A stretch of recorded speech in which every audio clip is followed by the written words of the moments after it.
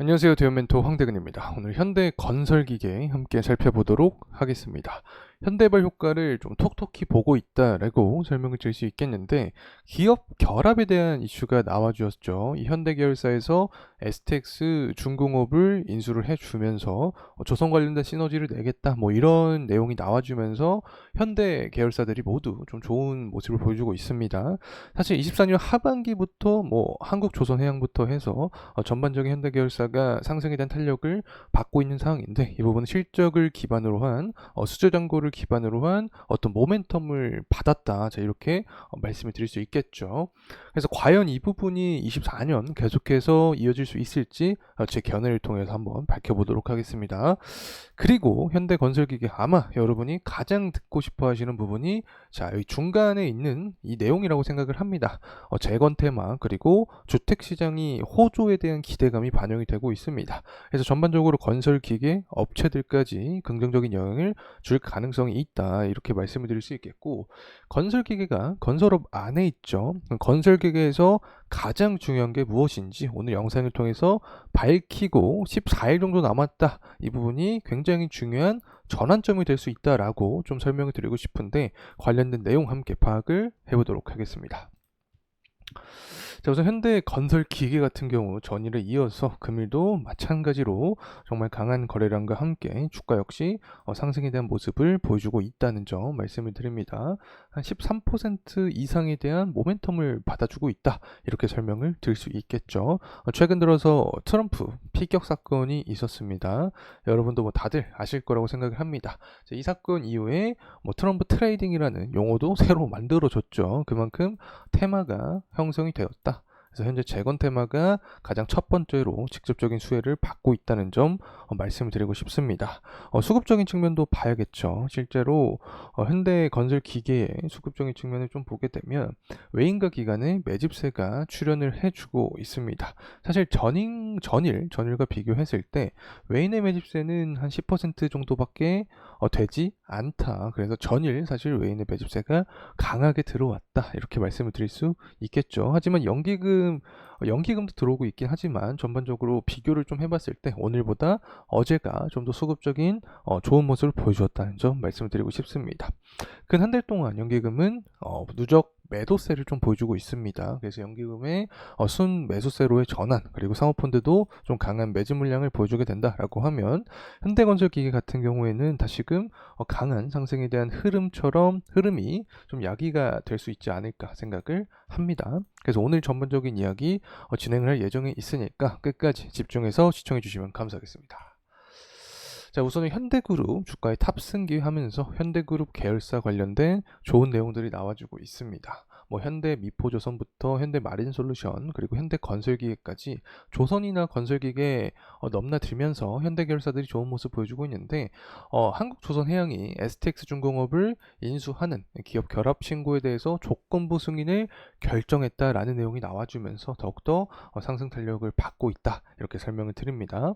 그리고 사실 본질은 이거죠. 바로 재건 테마라고 볼 수 있겠는데, 이 러우 전쟁 종식을 주장하고 있는 트럼프가 당선 가능성이 현재 높아진 상황입니다. 때문에 우크라이나 재건에 대한 기대감도 건설 업종에 반영이 되고 있다. 그래서 건설 기계 관련된 현대 건설 기계도 긍정적인 흐름세 유지가 되고 있다, 이렇게 말씀을 드릴 수 있겠습니다.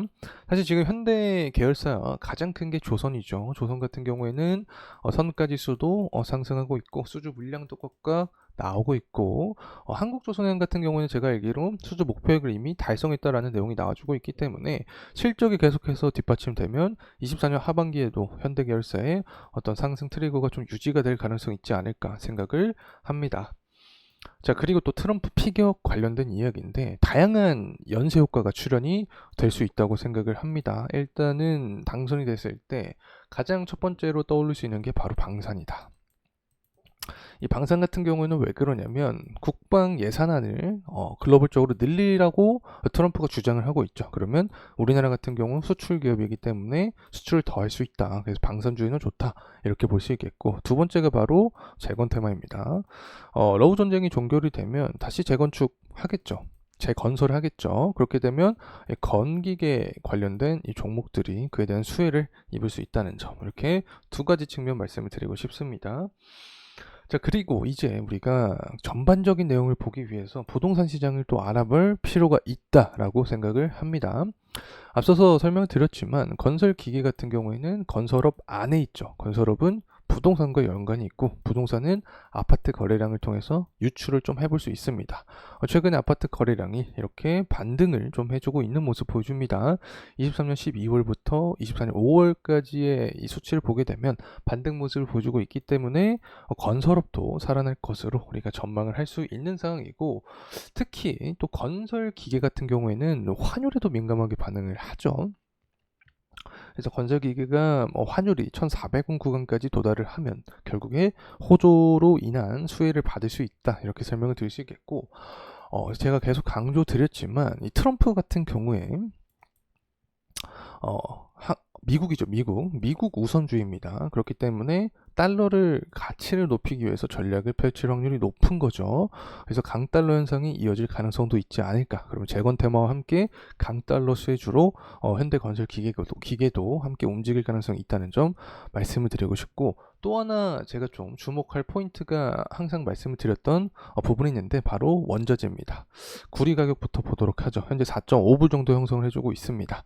구리 가격이 살아나는 모습을 보여주게 되면 채굴 수요 자체가 증가할 수 있습니다. 그래서 전반적으로 철강석부터 알루미늄까지 좀 반등해주는 모습이 나와줘야 되는데, 제가 앞서서 영상 초반에 디데이 14라고 말씀을 드렸었죠. 7월 31일 날 중국의 제조업 지표가 나오게 됩니다. 이 제조업 지표를 통해서 경기 확장에 대한 부분을 우리가 좀 파악을 할 수 있게 된다라고 하면 전반적으로 채굴 수요가 증가한다. 자, 이러한 내용으로 건기계 시장에 관심이 불면서 자금이 돌 수 있다. 그렇게 되면 부동산 시장의 반등, 금리 인하, 유동성을 통해서 부동산 시장의 반등, 아파트 거래량의 증가, 그래서 건설 시장이 상승하겠죠. 여기 더해서 원자재 가격도 증가를 하면은 채굴 수요가 증가를 하니까 건기계도 좋은 흐름세 야기가 될 가능성이 있다. 자, 여기서에서 재건 테마가 유지가 된다라고 하면 하반기 이 건설 기계 업종에 대한 시장의 관심도가 생겨날 수 있다고 생각을 합니다.